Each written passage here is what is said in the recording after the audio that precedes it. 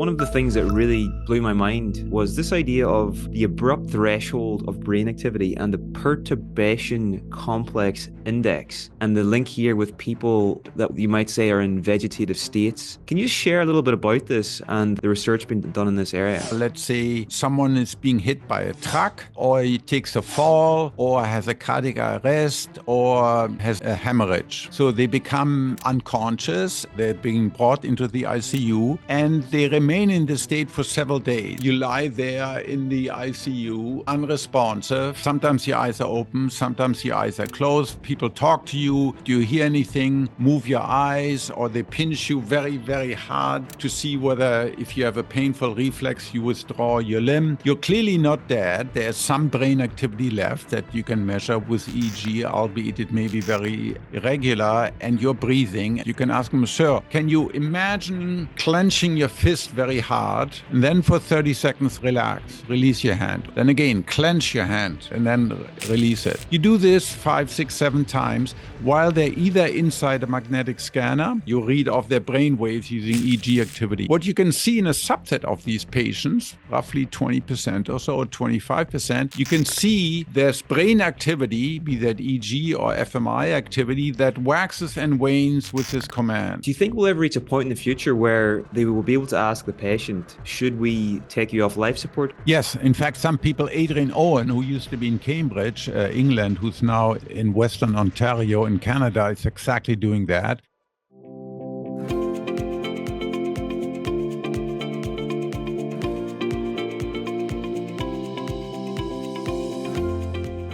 Okay, Christof, welcome to the show. Now, to get started, in your book, you give a bit of an overview of your journey. You know, from being a Catholic altar boy to being a physics-trained brain scientist to being an executive organizing hundreds of neuroscientists. And then the part that jumped out at me was, being a scholar of unusual conscious states with the belief that your subjectivity is the only slice of eternity that you are entitled to. So I'd love to just, unpack the thinking behind this this belief and what's led you here and the significance of it, if you don't mind. All right. So, Niall, where do you want me to start? I can start from a theoretical point of view, or I can start from an autobiographical point of view. From a theoretical point of view, I take this point of view that's inherent in experience. Ultimately, what exists in an absolute sense is consciousness. What do I mean for that? So my consciousness doesn't depend on anyone else. It's just intrinsic to me. I am conscious. It's the same thing for you. Physical existence, like the existence of this bottle of water, this bottle of water does not exist for itself. It only exists relative to others. It has some mass, it has some, maybe some electrical charge, etc. But all of those is existence, is causal power, and for others. Only conscious things exist for themselves. So in that sense, it's really absolute existence, and you have to start from that. In fact, so there's this fundamental division in the universe between things that exist for themselves, whether that's people or dogs, or maybe squids and octopus, and maybe who knows, bacteria or any other, or even LLMs, right? For anything that's conscious, because they exist in this absolute sense, versus everything else, suns and stars and trees and this microphone, that only exist relative to others.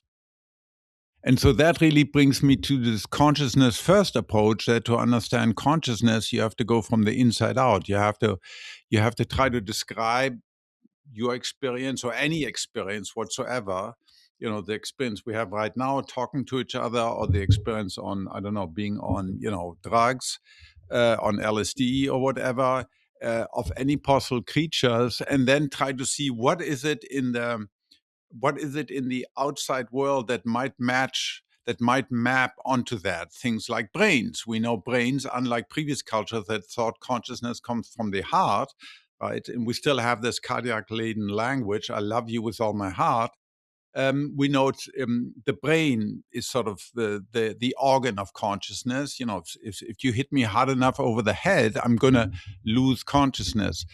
So then the challenge is to see, well, how does this conscious experience, how is it linked to this physical substrate, or this apparent physical substrate called the brain?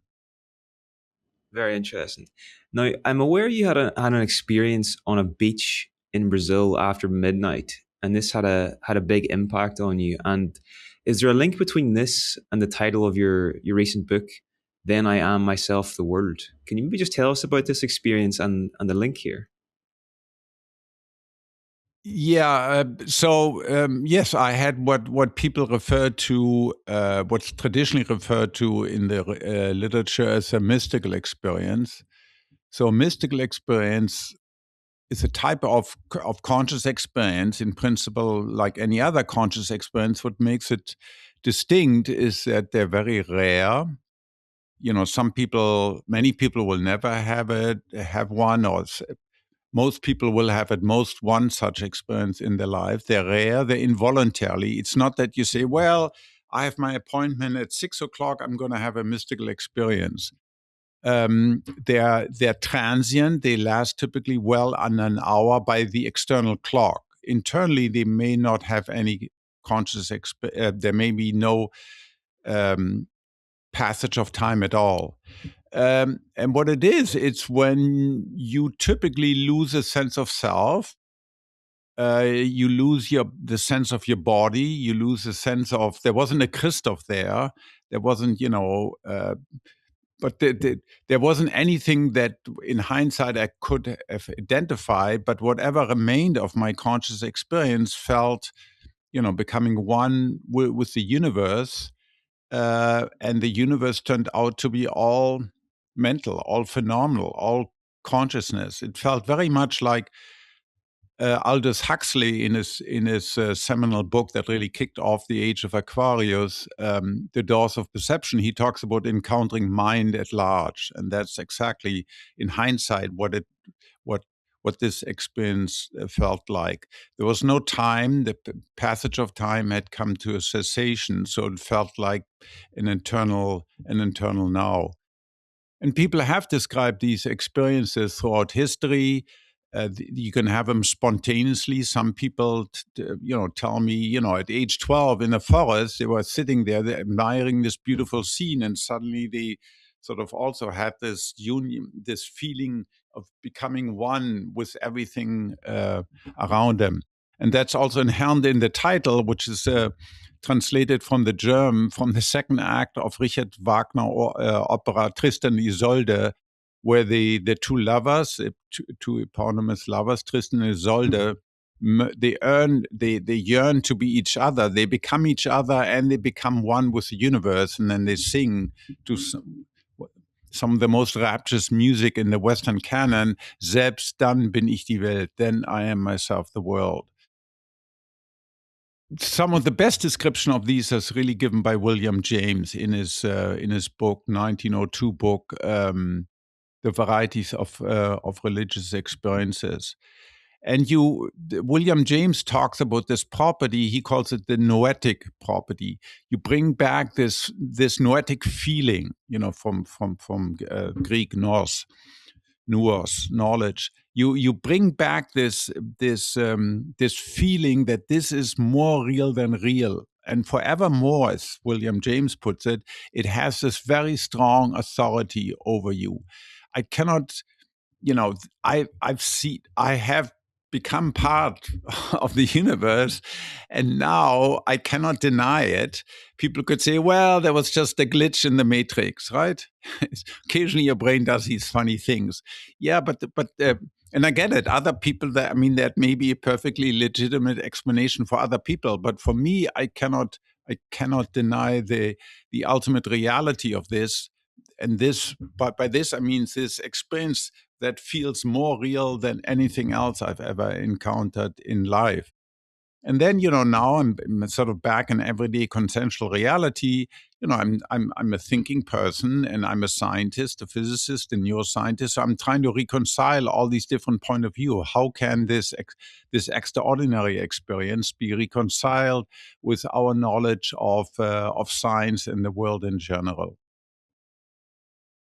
So you're obviously a proponent of integrated information theory, and part of that, and I might be getting this wrong, so correct me if that's the case. Part of that suggests that the more integrated a system is, the more conscious it is, or along those lines. Why do you think that these kinds of experiences, these mystical experiences, whether they come from a near-death experience, from psychedelics, from a religious experience, why do you think these cause lasting effects and sometimes transformation of the self in the people that experience them? Okay, so objectively, we don't know. People, of course, speculate endlessly about it. And it is indeed remarkable that we all know changing behavior is very difficult, right? We all try to, I don't know, drink less or don't smoke or be less addicted to our phones, etc. We know that's very difficult. But here, one experience lasting well under an hour can have sometimes dramatic effect. That in my case, so this happened 3 years ago. I was 66, and at that point in life, your metaphysics, your belief what exists and what doesn't exist, has become pretty solid. But here in my case, it totally shifted the sort of tectonic plates of my metaphysical understanding of the world, and I came through, and I was completely discombobulated, I because I had this deep realization. Oh no, the world is mental finally. Ultimately, what truly exists, it's all mental, it's all phenomenal, right? It's and by phenomenal I mean this stuff that I see, I hear, I feel. I'm in pain, I have experience of pleasure. This is what people describe as phenomenal, this subjective aspect. Mental awareness, those are all different names that fundamentally means the same thing. And of course, it's private to me. You don't directly access it. You can query me about it by speaking about it. But and the standard supposition, the hegemonic assumption, of course, in modern culture is that ultimately everything is physical, right? That ultimately everything can be reduced to physical forces, to quantitative things like charge, like fields, like voltages, energy, things like of that nature interacting with each other. Right? This is also used to be known as materialism, but then with the rise of quantum mechanics, it was extended. This term physicalism was introduced. But consciousness, of course, has always been the big closet, the skeleton in the closet of materialism, aka physicalism. And then when you encounter, what I mean by that is that the challenge of explaining how qualitative states, how a piece of matter, this brain is a piece of matter, it's a piece of furniture of the universe like anything else, subject to the same laws, right? We don't believe anymore in supernatural laws. So it's a piece of furniture of the universe, but somehow this organ can love and hate and dream and bore and be bored and desire and want. Well, how does that happen? Where's that transition? This is the famous heart problem. Where's the transition between sort of something physically happening, neurons being active, ions sloshing on in the brain, and love or hate or desire? How can this happen? Materialism so far has been unable to explain that. Of course, there's always a promissory note. Well, in future it will explain it, but that's a little bit like waiting for the rapture, right? It may happen, it may never happen. And then you have this experience, where suddenly you at least feel you have this experience that everything fundamental is mental. And so these are two challenges to physicalism. The third big challenge is, of course, defining actually what physical is actually turns out to be very, very difficult. It used to be very easy until the advent of quantum mechanics, roughly 100 years ago. The physical were things like particles. This is physical. My iPhone is physical. It has, well-defined momentum and position. And this is, of course, what René Descartes referred to as res extans, stuff that has physical extension. But then with the advent of quantum mechanics, we realize things may not have or do not have a precise position simultaneously with a precise location. So it becomes more difficult. Then there is this superposition of states, Schrödinger's cat, that's simultaneously both dead and alive, while in the real world, things are either dead or alive. They can't be both in a superposition. And then lastly, the realization over the last 30 years in physics that quantum entanglement, this what Einstein derided as spooky action at a distance, is actually real. So in other words, if you have a system, a quantum mechanical system, let's say like a photon, one photon is up, the other one is down, and it could be in a superposition of this state and this state. So you have a system consisting out of two photons. They're polarized either this way or this way, but you don't know which one, right? You move them half a light year away. Okay, so now if you turn on light at one location, it would take half a year to get to the other photon or electron or whatever the case may be. And as soon as you determine the state of one of these photons, let's say to be up, polarized instantaneously, independent of distance, the state of the other one is determined to be down. Well, that's pretty woo-woo, right? That's not my grandfather's materialism anymore. So those are the challenges to standard physicalism: the inability to explain how experience arises out of the physical, the difficulty in actually defining what the physical is, and then lastly, having encountered what I feel is like the absolute, and the absolute is mental. I think this makes physicalism an inadequate metaphysics.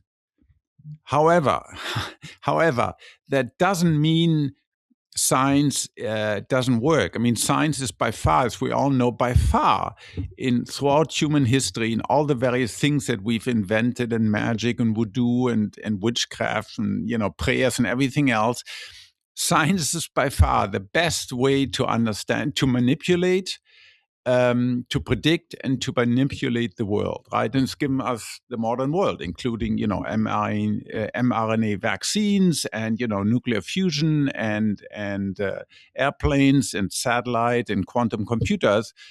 Of course, it's also given us, Hiroshima and Nagasaki and global warming and the sixth extinction. But it is by far the most powerful. If you want to predict something that's what will happen, 2 days from now, what's the weather going to be like, or you want to exploit the causal power of entanglement for computational purposes, you do science. So science works extraordinarily well. But one shouldn't confuse science with scientism, right? The sort of the belief that, because science is very effective in a practical, operational way of predicting and manipulating the environment, that therefore nothing exists that cannot be described by scientific tools and by physicalism. That is clearly wrong. So that's all this is all was brought forth by my experience on a southern beach at 2 a.m. or something.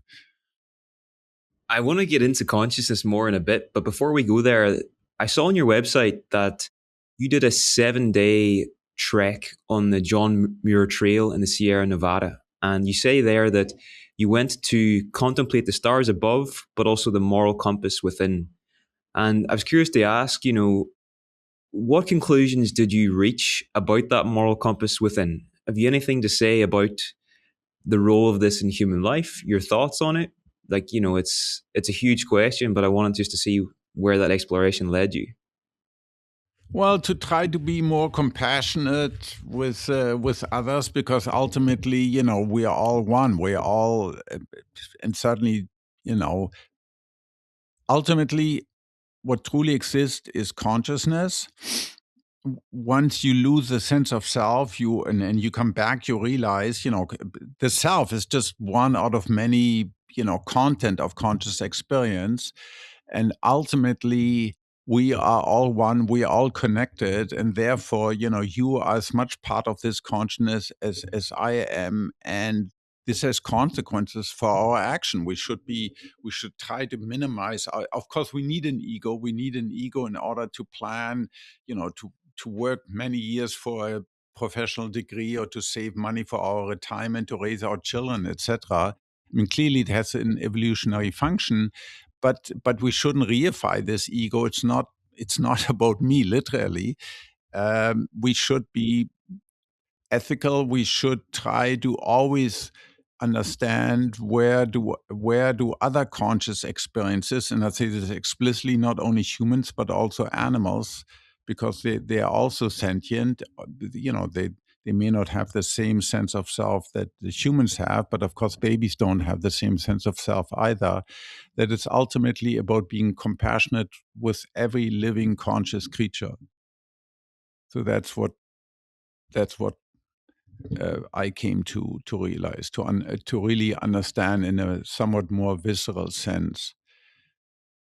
Ultimately, what's really important, I think, about these mystical experiences is not so much the conscious state. Okay, it's an extraordinary state, but then, as there's a book by American Buddhist called "After the Ecstasy, the Laundry." Okay, so you have this ecstatic experience, right? You've talked to God or whatever, but next day you still have to take out the trash and deal, live with your partner and do the taxes, right? So it's not just about the conscious state, it's about how does it change your behavior? Do you become more ethical? Do you become more community oriented? Do you become more compassionate with other conscious creatures? That's ultimately, I think, has to be in the lodestar, changing your behavior in order to be more compassionate. Yeah, I don't know why this is coming to mind for me, but I sort of think that there's sort of like I don't know, almost a center within everybody, a sort of sacred center. And you have an experience like this, it puts you in touch with it. You sort of get a sense that there's something really transcendent here. And the Totally. task then is the Yes, task when you totally. come I mean, back you come is, back with this feeling of yes, you've seen something.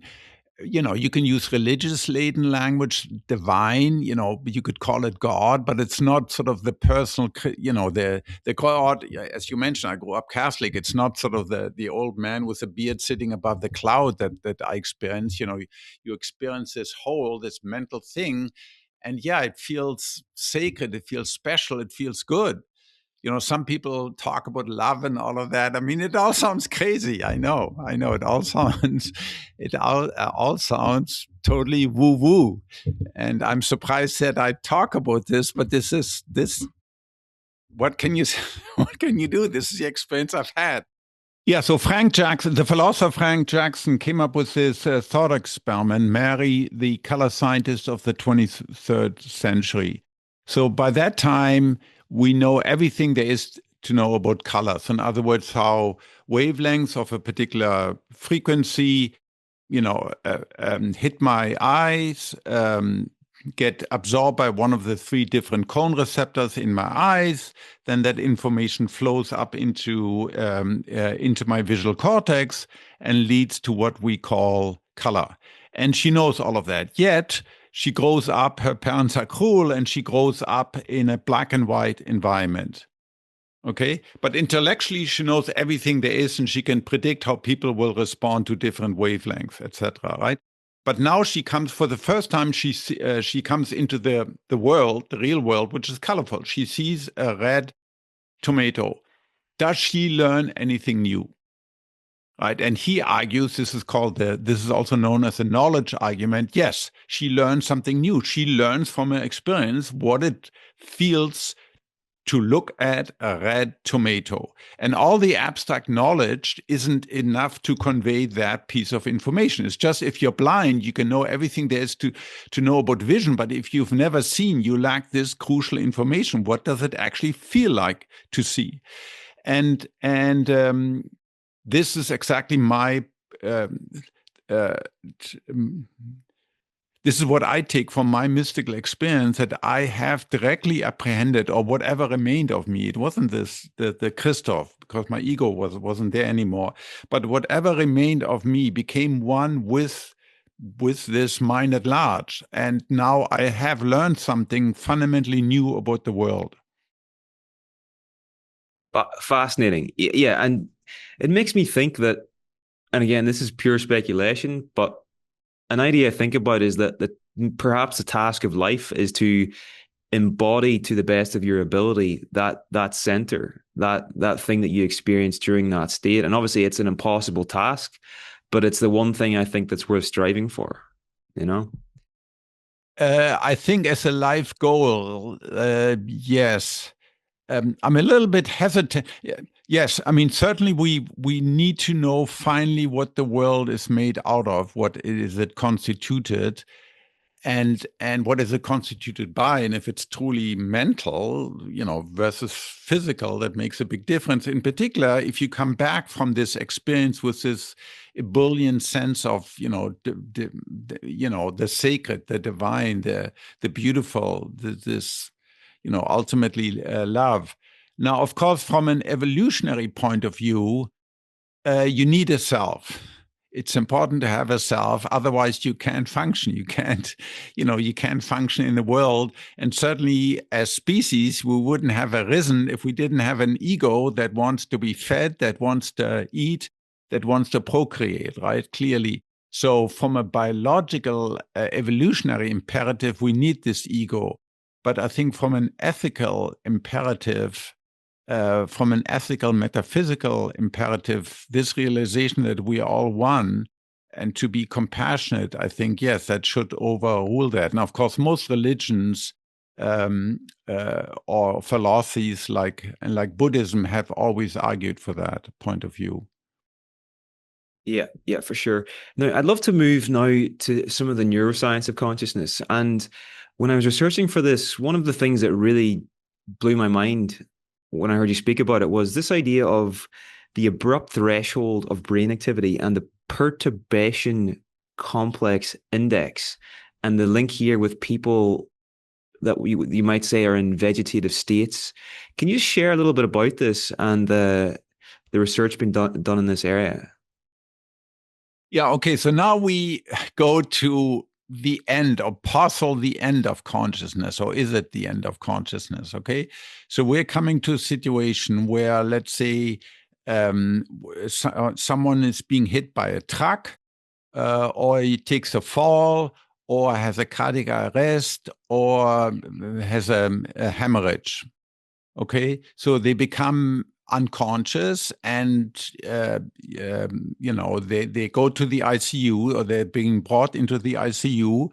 Typically, they're on life support, so a machine is breathing for them, and they remain in this state for several days. So this is called and you're unresponsive. So the eyes may be open. In fact, this defines the state where the eyes are occasionally open. You lie there in the ICU, unresponsive. Sometimes your eyes are open, sometimes your eyes are closed. People talk to you, Christof, do you hear anything?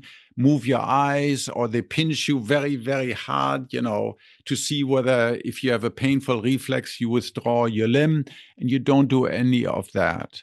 And so you're clearly not dead. There's some brain activity left that you can measure with EEG, albeit it may be very irregular. And you're breathing. And as I said, your eyes are sometimes open, sometimes closed. So you have some sort of arousal, and some of the basic brainstem reflexes are still left, but you're unresponsive.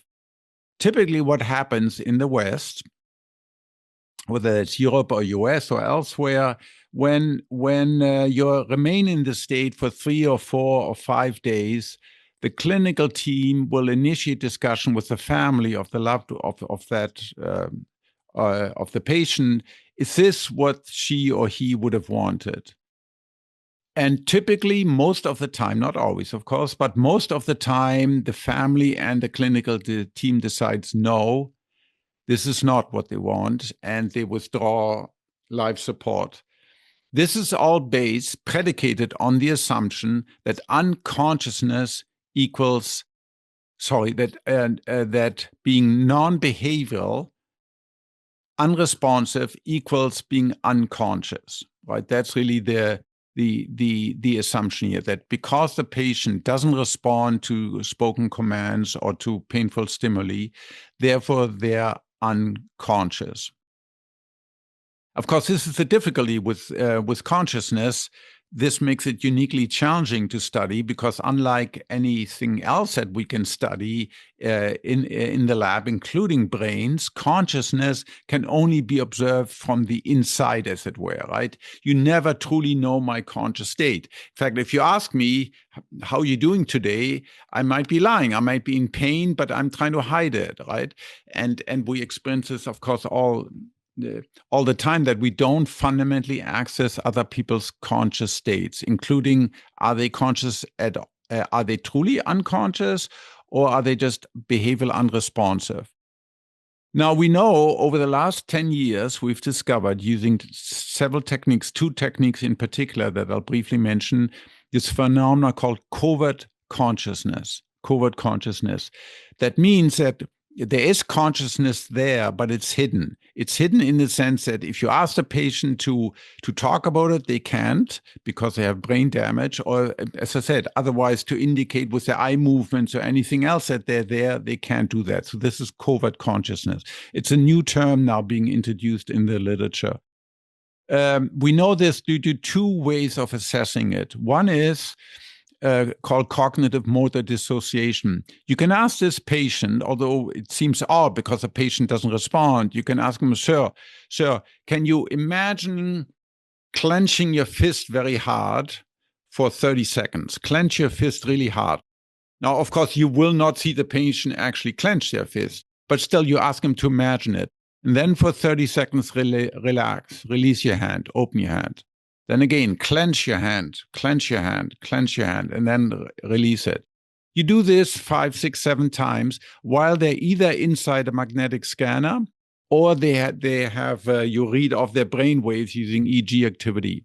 What you can see in a subset of these patients, roughly 20% or so, or 25%, you can see there's brain activity, be that EEG or fMRI activity, that rises and that waxes and wanes with this command.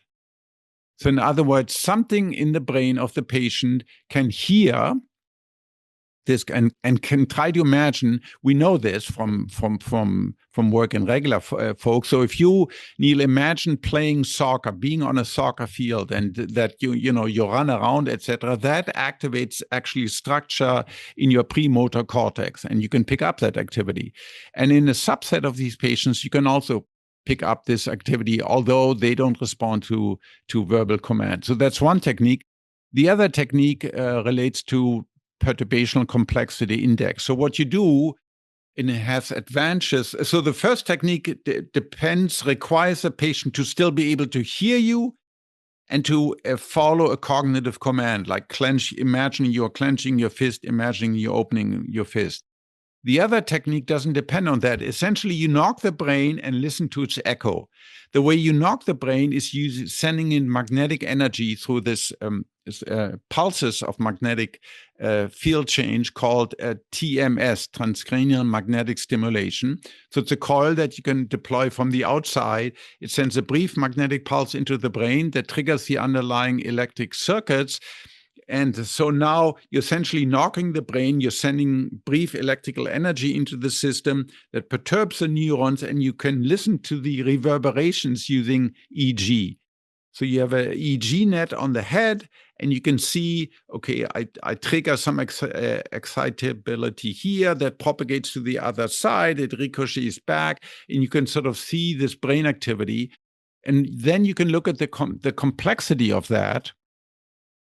And it's quite remarkable. So in healthy volunteers, where I know either you're deeply asleep in a so-called deep sleep, delta wave sleep, or you are anesthetized, surgical level anesthetized in volunteers, the brain complexity using this perturbational complexity index dips below a particular number, 0.31.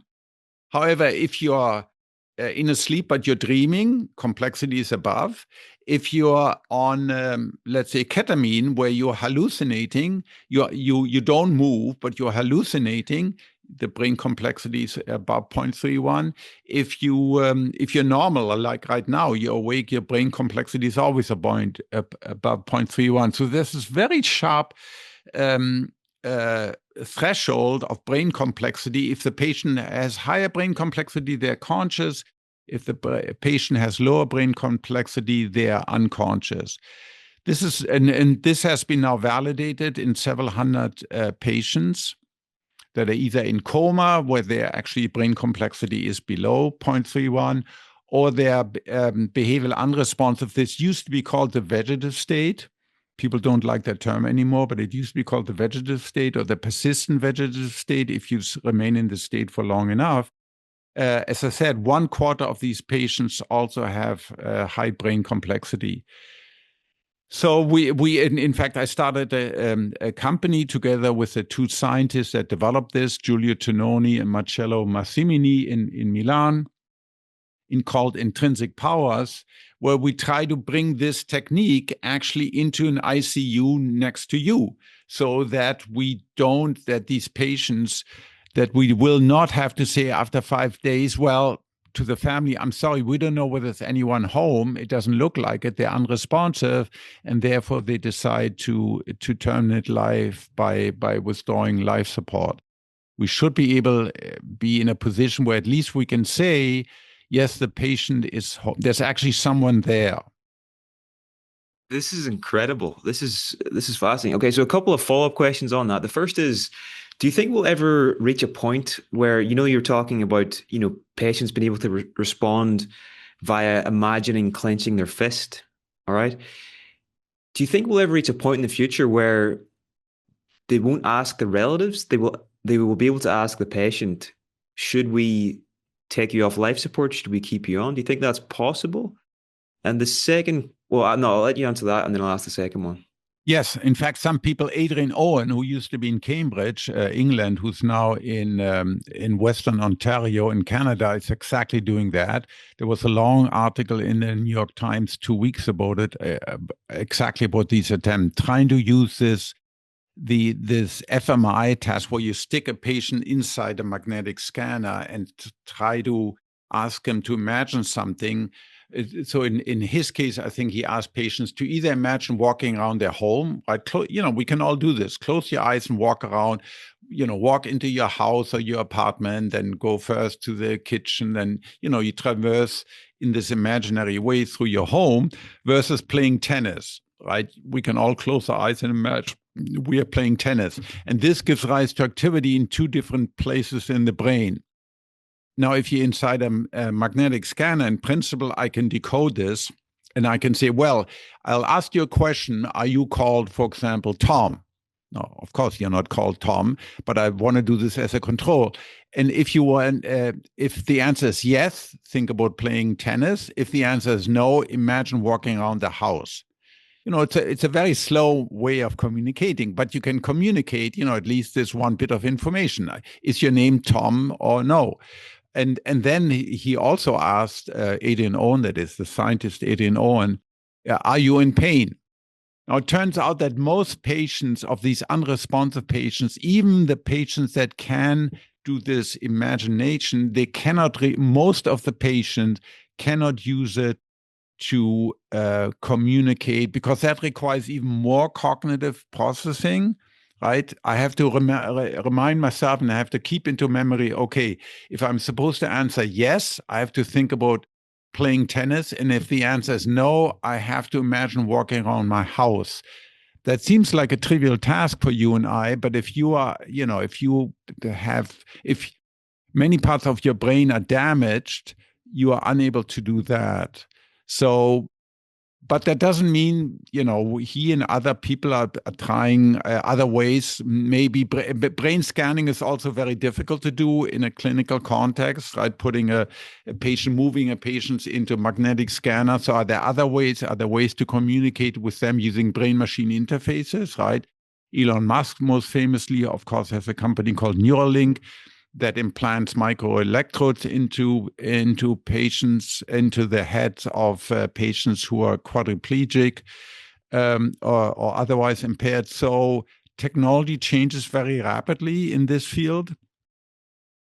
And so I think there's hope, there's great hope and expectation over the next 10 years. We will keep on developing more and better brain-machine interfaces to establish some sort of at least low bandwidth communication with these impaired patients. Wow. Well, something that comes to mind for me, and this may go nowhere, but there are other cases in which a reduction in brain activity can sometimes lead to reported expanded states of consciousness, whether that be through a near-death experience or I don't know if this is accurate or not, but sometimes psychedelics are reported to reduce brain activity in certain areas. And perhaps Right. somebody in a vegetative state might actually be in a state of consciousness that might be okay. It's pure speculation, but any So thoughts on that? yeah, you can, of course, the best way would be if these people eventually recover functionality and recover speech, and you can ask them. It turns out that most patients have no memory of this. And this is not that uncommon. You might remember when you were really drunk, when you were young and you had a blackout, right? During a blackout, you might still stumble about and try to dance or do stupid stuff, but you have no memory of it the next day, right? And so we know that being conscious is separate from remembering being conscious. And one can be, you might be unable to put down memory due to your injury, but you were still conscious. But occasionally people do report being as conscious as in everyday life. We simply don't know. We only have very few and sparse reports because here you're really moving into literally no man's land. You're stranded inside your damaged body, and only very few people have returned to tell the tale of it, right? Really to in detail encounter what happened to them during this time. Some patient may well be conscious, but only be dimly, or they're so in pain that everything, their entire consciousness is just taking, imagine you have this god awful pain and you can't really think of anything else because you're in pain. Or, imagine a late stage Alzheimer patient, the very same issue arises there. Are these truly, when they don't even respond to you anymore, are they truly not there anymore? Are they literally unconscious? Or is there someone home, but they're unable to speak and they can't really remember those dates? We don't know at this point in time. Again, future, once we have really high density, high resolution, high bandwidth brain-machine interfaces, we should be able to more easily read out the content of your brain or my brain or the brain of this patient. But that's still a very distant dream.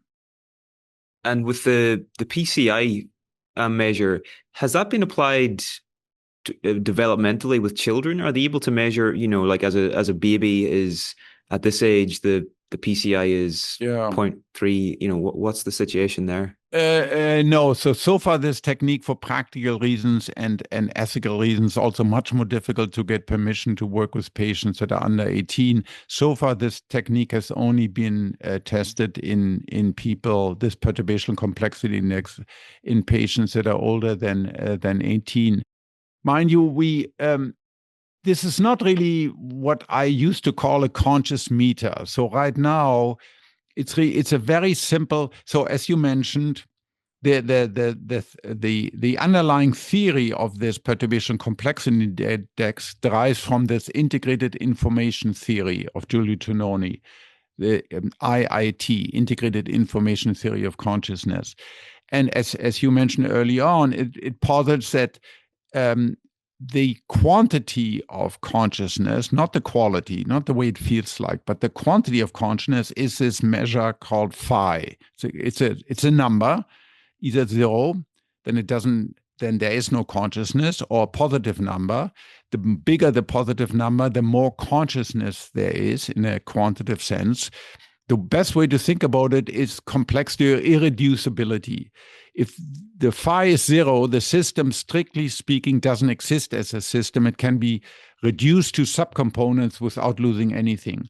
If phi is big, 10 or 10,000 or 10 billion or 10 trillion, it can get very quickly very, very, very large. It's irreducible. The bigger the number, the more irreducible it is. So ultimately, if I had a phi meter, if I had a phi meter that I can reach out to you, I can say, oh, it's 4.235 trillion. And in me, it's 3.8207 trillion, right? Maybe we can do that in the future, but we're far away from that. Right now, given the crudity of our tools and the inability to really in humans read off all the activity of your, 86 billion nerve cells, all I have is this very crude tool that just approximate, are you conscious or you're not conscious? And the same should, in principle, I know people are now thinking about doing these trials in children, should in principle also be possible in children. But again, it would still be, is this child conscious or is this child unconscious? Okay. There's a few more questions I want to ask you about, Christof, but I'm also conscious of time. Do you have a hard stop on the hour, or what's your situation? Yeah. Yes. You Unfortunately, do? yes. Okay. Right. Well, I mean, if you want, we can. I have a 9 to 10. I can't really miss. We can reconnect at 10. Do you want to? I mean, 10 in an hour, my time. Well, in an hour, period. No, I've got something on later. I need to get back for, but I'll ask you just a couple more, and then we'll go after that. So, the what does integrated information theory say about free will? Do we have it? Is it an illusion? What are your thoughts? Yeah, so IIT has a specific opinion on free will. So the ideal free will scenario is I think about something that I can do A, or I cannot do non-A, or let's call it B. A versus B. I think about it. I deliberate in my mind about it. Should I do A? What are the consequences of doing A? And what are the consequences of doing B? What are the consequences of not doing A, etc.? So I consciously think and reflect about that. And then I consciously decide to do A. That is a paradigmatic free decision. And according to IIT, it is a free decision because yes, people will say, well, there's, of course, underlying brain activity, but that's correlation. It is true that my underlying brain activity correlates with my freely made decision. But as we teach all of our students in every neuroscience class, correlation is not causation. Correlation, just because some variable correlates with something else, doesn't mean it actually causes it. And the ultimate cause of this freely taken decision is my conscious reflection and my conscious deliberation about doing this versus that. Now, this doesn't apply to any decision, right? If I just reach out to my cup of coffee, I'm thirsty, or it's a habit, right? We know there are lots and lots of habit, and most of us are creature of habits. Most of the time, we do what we're being told or what we've always done in the past, etc. But and children, and this guy here is a Bernese Mountain Dog. He's because Bernese Mountain Dogs. It's not in the nature of Bernese Mountain Dog to reflect upon that decision in a conscious way. So not everyone has it. But if you have a well-developed, neurotypical brain, you can consciously decide to do certain things or not to do it, and that is free will. Okay. Well, that's a great note to end on, Christof. Thank you so much for your time. I've really enjoyed this. Where can people find you online, get the book, and learn more about your work? Just christofkoch.com. I mean, just my name spelled out .com. Okay. We'll end the recording there. Before you check out, I don't know if you'd be open to it, but I would love to have a round 2 at some point in the future. If Sure. Yeah, this is fun. I always, I mean, I like engaging with people who have thought about these questions and have interesting questions and to ask. Yes. Okay, that'd be great. Yeah, just Right. reach out to me.